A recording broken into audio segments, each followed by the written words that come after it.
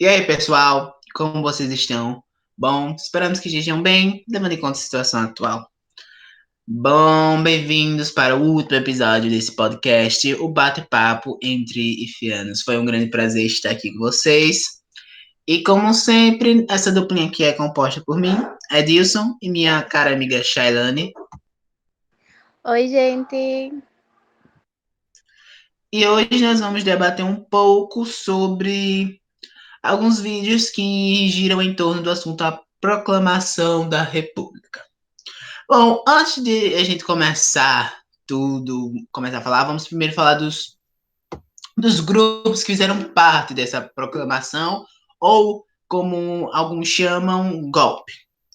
Bom, Shalane, quais eram os grupos que participaram dessa proclamação? Então, gente, em resumo, vamos saber um pouco como aconteceu essa proclamação da República.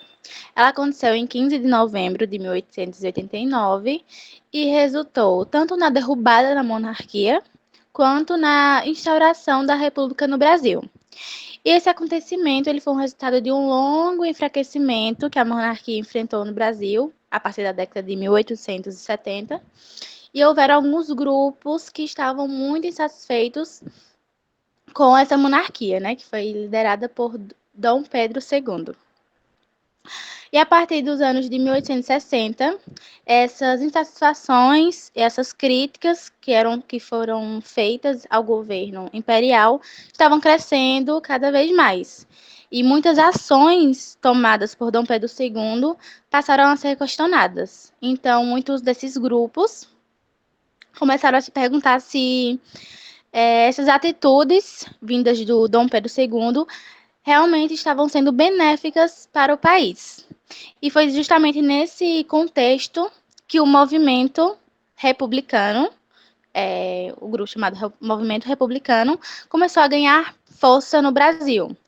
E essa iniciativa ela se opunha não apenas à liderança de Dom Pedro, mas principalmente ao próprio sistema monárquico.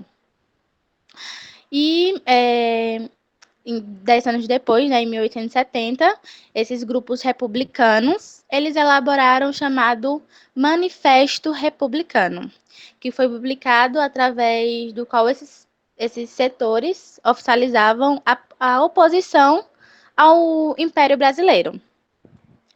E anos depois foram surgindo diversos partidos advogando esse tal projeto, como o Partido Republicano Paulista, o PRP, e esse partido ele surgiu por meio de um clube radical, que era formado por um grupo de republicanos paulistas que estavam insatisfeitos com a política na monarquia. E, sobretudo, né, principalmente, por conta da centralização no poder e da falta de autonomia das províncias, né, que hoje nós chamamos de estados.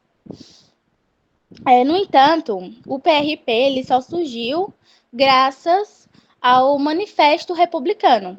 E esse manifesto ele foi digamos, uma bandeira assim para esses defensores da República no Brasil. E a ideia que ele defendia é que os grandes males do país adivinham da monarquia. Então, o manifesto ele também criticou o centralismo e ele propunha o federalismo como a principal ação em benefício do país. E essa questão federalista, a defesa por autonomia para as províncias, ela foi um grande fator assim para defender a República no Brasil. Mas Edilson me conta aí um pouco sobre quem eram esses inimigos, porque houveram várias outras pessoas que estavam insatisfeitas contra a monarquia, insatisfeitos com a monarquia, mas houveram também pessoas que apoiaram o império. Então, quem foram esses grupos, essas pessoas? Bom, Shalane, aqueles que iam contra a monarquia eram os republicanos, que eles defendiam a descentralização do poder. Bom, a gente tem dentro disso o Benjamin Constant, que é um positivista, a gente tem o Marechal Deodoro da Fonseca, também que entrou ao lado dele, então. Então, o Império estava vivendo um momento bem tenso, mas ele tinha certos apoiadores que foram acabando se perdendo com o tempo e deixando a situação muito mais tensa. Foi, foi o que aconteceu, por exemplo, em 1870, que foi a questão religiosa, onde, onde a gente tem que a Igreja Católica, que era uma grande apoiadora do Império, ela corta relações com o Império, pois o bispo, o Papa, na verdade, ou era o bispo, não me lembro muito bem, mas a igreja queria que todos aqueles que contemplassem a maçonaria ou Ubanda, se não me engano, fossem expulsos da igreja e que o catolicismo fosse a religião padrão do Brasil. Porém, o Império não aprovou isso. Ele cortou essa medida. E foi aí que a igreja ficou o contra o Império. E posteriormente, aí ele perde um dos aliados fortes. Depois, em 1888, veio a questão da Lei Áurea, onde após a a abolição da escravatura, os senhores de engenho e senhores feudais queriam uma indenização do Estado pela compra de escravos. Eles haviam comprado os escravos e queriam uma indenização, porque agora eles haviam perdido a mão de obra. E aí, esses donos e senhores, nesse momento, entraram contra o Império, aumentando muito mais assim a tensão. E o último fator que foi determinante foi os militares, porque os militares vinham vitoriosos da Guerra do Paraguai, mas eles eram extremamente censurados e não recebiam a credibilidade que eles mereciam dentro derivada da sua vitória. Então, nisso, os militares entram e participam ativamente desse, desse, dessa proclamação, golpe, entre aspas, podemos chamar. Mas, Shalane, em meio de toda essa história, como foi citada a Guerra do Paraguai, onde os militares vieram vitoriosos, quais foram os efeitos dessa guerra, da Guerra do Paraguai, dentro daquele momento, que atingiram mais ainda essa questão da proclamação? Então, todos esses fatores que a gente já falou, que a gente já mencionou, foram fatores que meio que originaram essa crise imperial, mas o principal fator que originou essa crise foi a Guerra do Paraguai, que também é chamada de Guerra da Tríplice Aliança. E embora o Brasil ele tenha vencido a guerra, essa guerra trouxe uma grande baixa entre os que combateram ao lado do Império Brasileiro e também um grande endividamento econômico com a Inglaterra. Trouxe vários juros, inflação, dívidas, que enfraqueceu a economia do país e fez com que Dom Pedro II sofresse um forte desgaste político.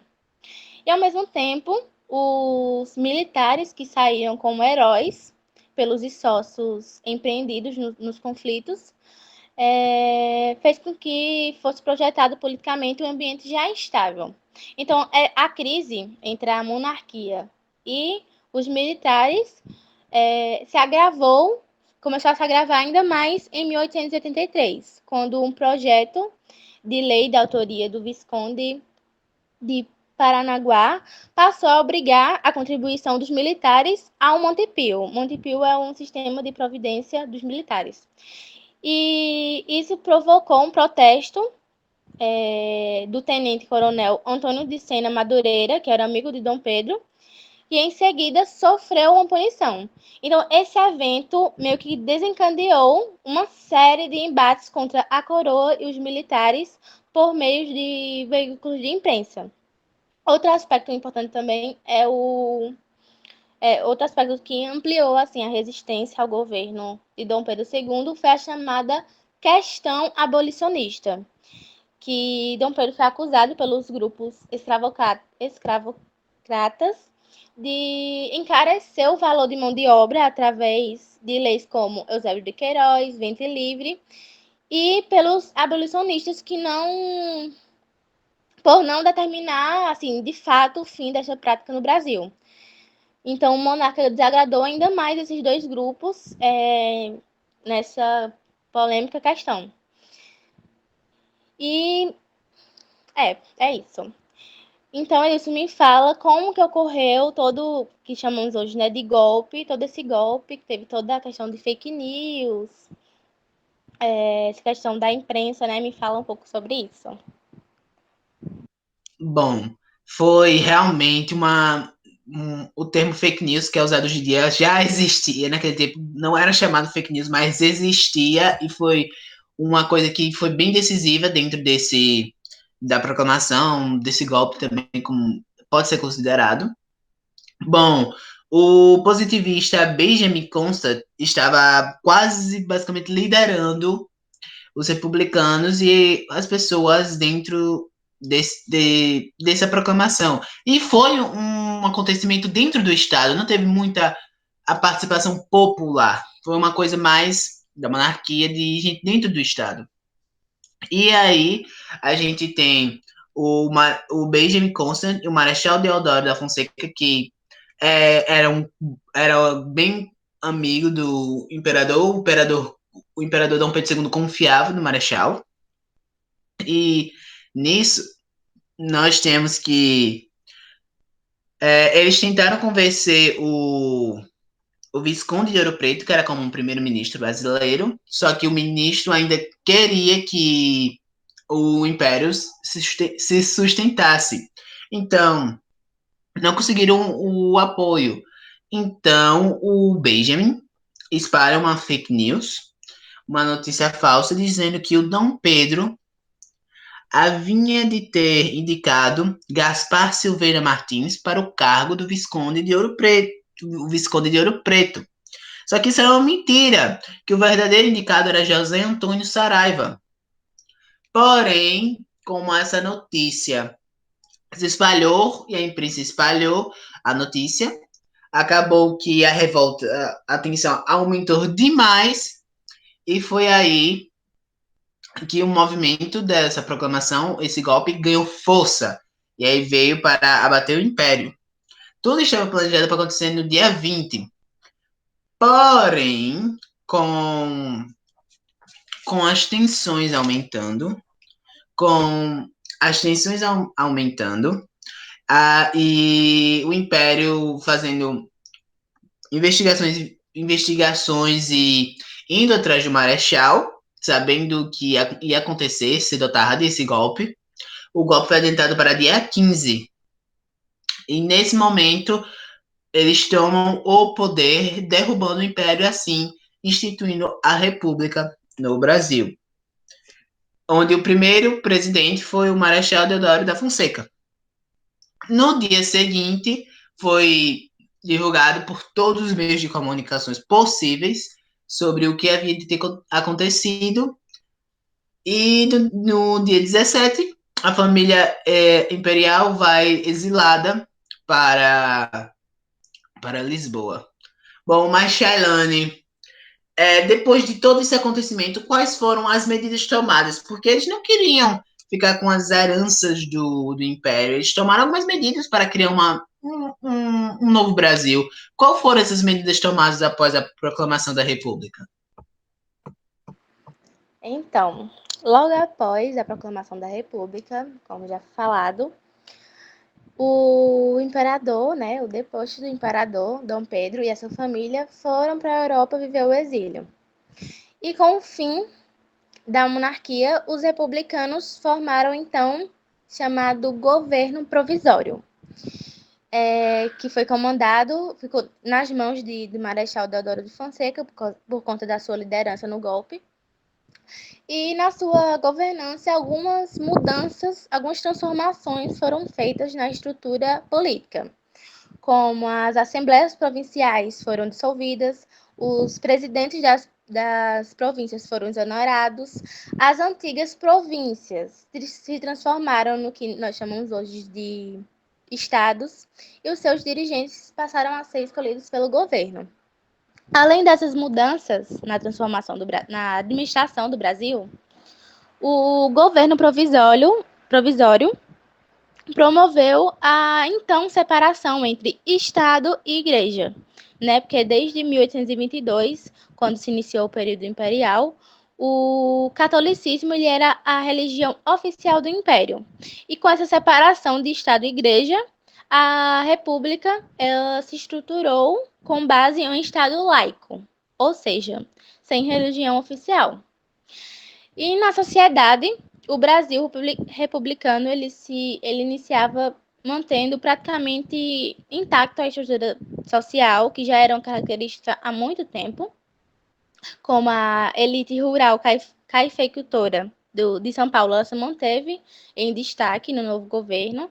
As Forças Armadas assumiram o poder e os cargos no governo eram, na sua maioria, ocupados pelo Exército. A maioria da população permanecia alheia ao novo governo e não tinha nenhum apoio, não tinha nenhuma força política a seu favor. Também outro ponto importante também que foi a construção para a identidade nacional, né? Eles estavam nesse período de construir uma identidade nacional brasileira.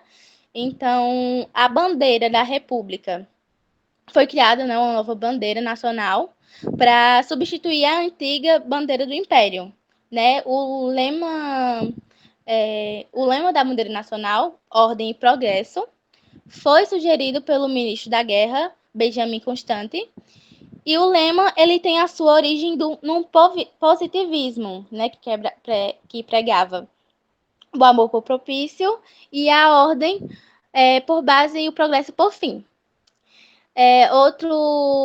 Outra mudança também foi a grande naturalização.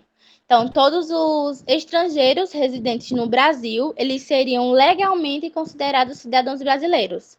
E quem não quisesse ser naturalizado, deveria manifestar sua vontade e ficar com a sua antiga cidadania mesmo.